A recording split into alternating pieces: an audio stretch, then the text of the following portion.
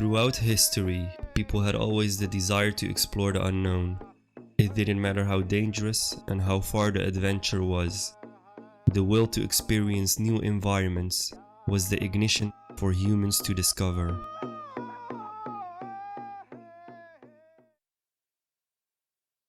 Five. Richard Sadler. An Irish settler in Australia described his first experience with the Aboriginals that he met shortly after his arrival in the colony.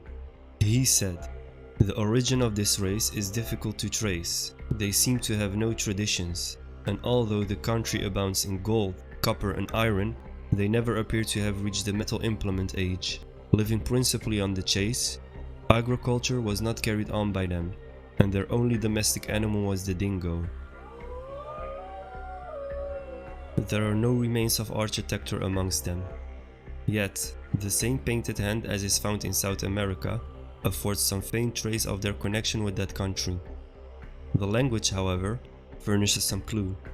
The grammatical structure of all Australian Aboriginal dialects is the same. A few words show a connection with the Aryan rather than the Turanian race, and are in fact allied both in sound and meaning to words used by nations deriving their speech from the Sanskrit. Many examples may be given of the affinity of the Aborigines language and those spoken by the various Aryan nations. Possibly, this may have been caused by the intercourse with Malays, who from time to time visited the northern coast. The diversity of dialects of the Australian language is deemed to be proof of their high antiquity as a race, as it is thought that a great length of time must have been elapsed since they have but one tongue. Their numbers are small in proportion to the extent of the country, but this may have been arisen from the want of food, in the absence of any cultivation, although in a fine country with few hardships from climate or other causes. Some may be descended from the Arabs, who spread themselves beyond the Indian archipelago, from the mixture of Arab words and the rites of circumcision in some tribes, or from the extensive spread of the Arab. There may be a reason to suppose they have a large infusion of that blood.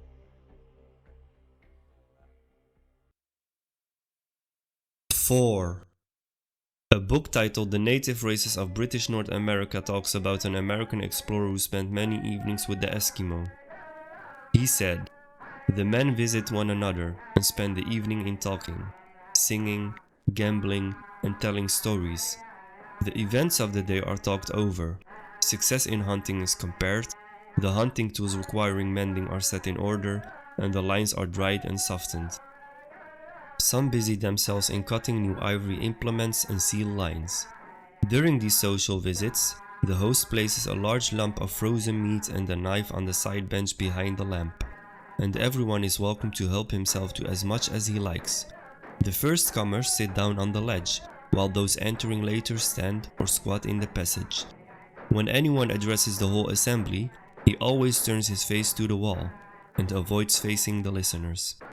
The young children are not required to go to bed early, so they have a good time playing on the snow couches, which are covered with skin.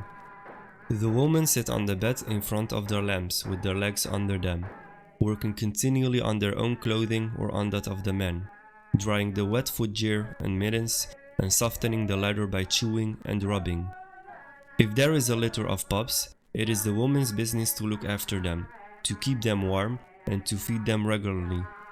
Generally, the pups are put into small harness and are allowed to crawl about the side of the bed, where they are tied to the wall by a trace. Games such as cat scrattle and gambling with dice are numerous. There is no money among the Eskimo. Trade is by barter, so in gambling, the stakes are articles of clothing, weapons, and food. Several summer games are played with a ball of deerskin, which is thrown among players who keep it in motion by means of whips or blows from the hand, the object frequently being to prevent the ball from touching the ground. Meanwhile, various merry little songs are sung. Toy sledges, kayaks, bows, and dolls are very popular with the children, who soon make a wooden figure clad in a little pair of deerskin trousers, which are a good imitation of the clothing of their own parents.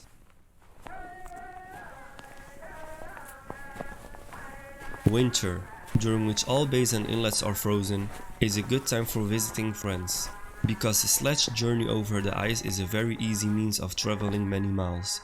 A journey of 100 miles is not uncommon, and when so great a distance has been accomplished, the visitors make a long stay of almost a year, though it is understood that they must help readily with all the hunting and domestic work.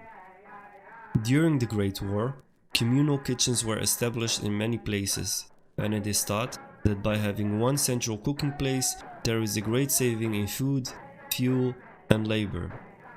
The Eskimo have a similar arrangement in their summer encampments, where each family in turn will take a whole day, during which they are responsible for the collection of fuel and the cooking of food for the whole encampment. When the meal is prepared, the master of the duty household shouts, "Uju, uju," boiled meat, and the hungry Eskimo emerge from their huts, each man carrying a large knife with which he cuts a portion for his family.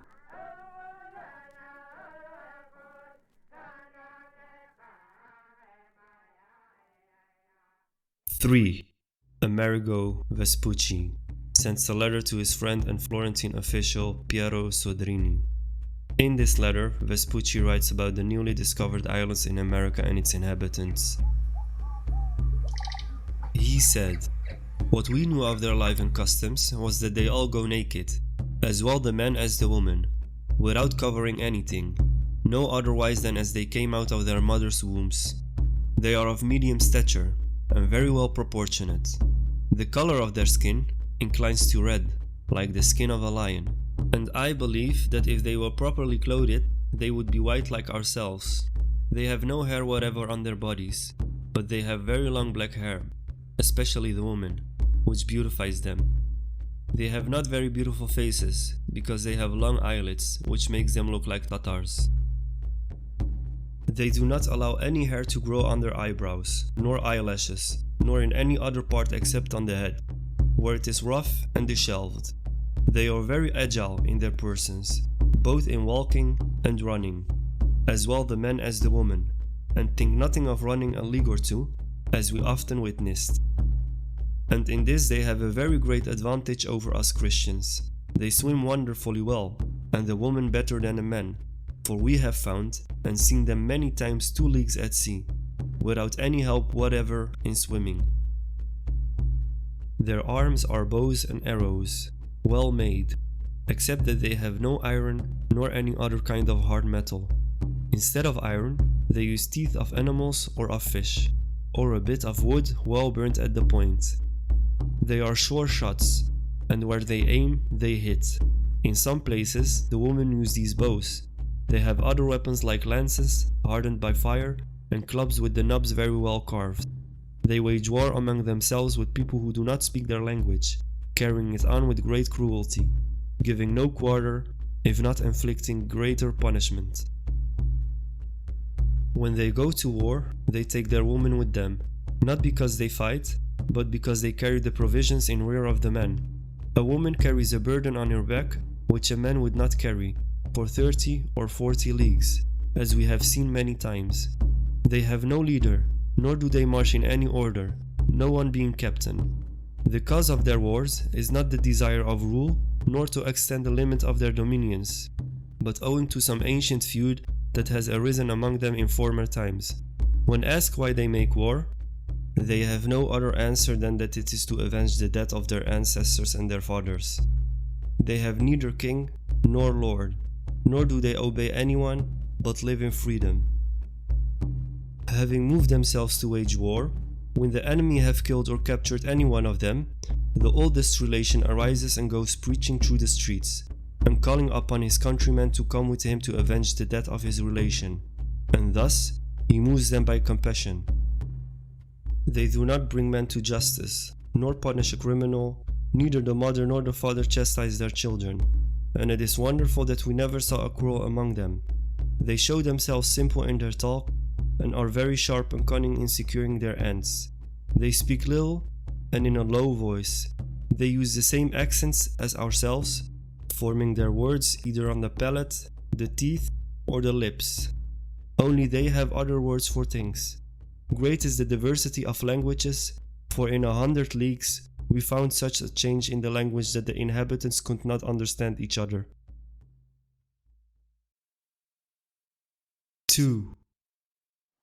In 1498, a Portuguese explorer named Nicola Colo entered with his vessel the shores of Mozambique, where he met the natives of the land. In a document called A Journal of First Voyage of Vasco da Gama, Nicola described the Mozambicans. He said, "The people of this country are of ruddy complexion and well-made. They are Mohammedans, and their language is the same as that of the Moors. Their dresses are of fine linen or cotton stuffs, with variously colored stripes, and of rich and elaborate workmanship. They all wear tukas with borders of silk embroidered in gold. They are merchants, and have transactions with white Moors, 4 of whose vessels were at the time in port, laden with gold, silver, cloves, pepper, ginger, and silver rings, as also with quantities of pearls, jewels, and rubies, all of which articles are used by the people of this country.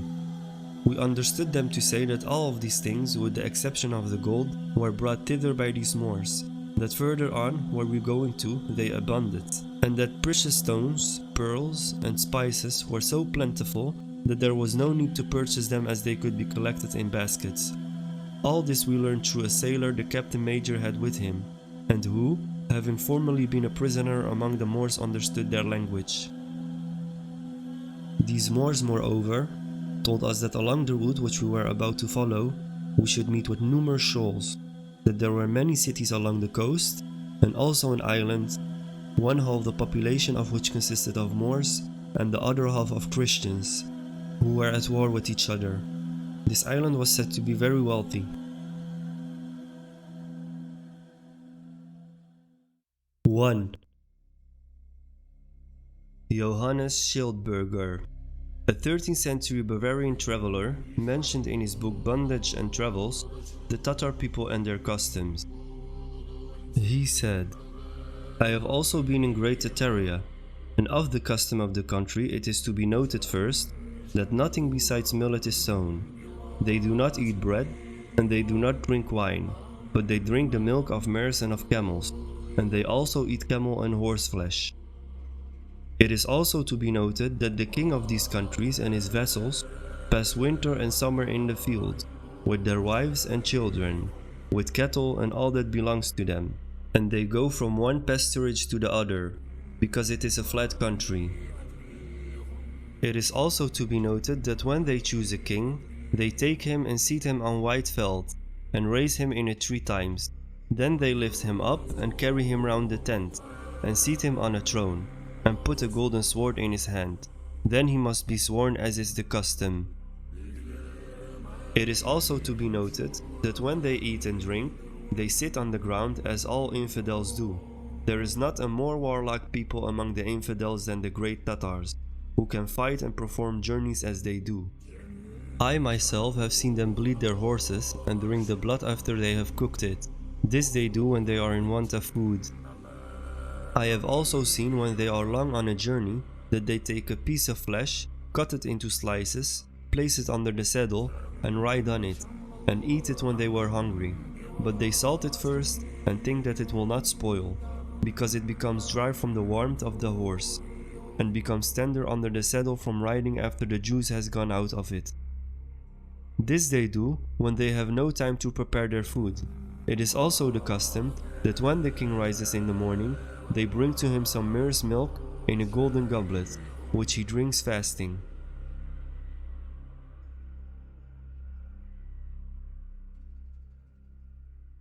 Thank you for watching. If you liked the video, be sure to click that like button. Also, don't forget to subscribe and click the bell to be notified about our latest videos.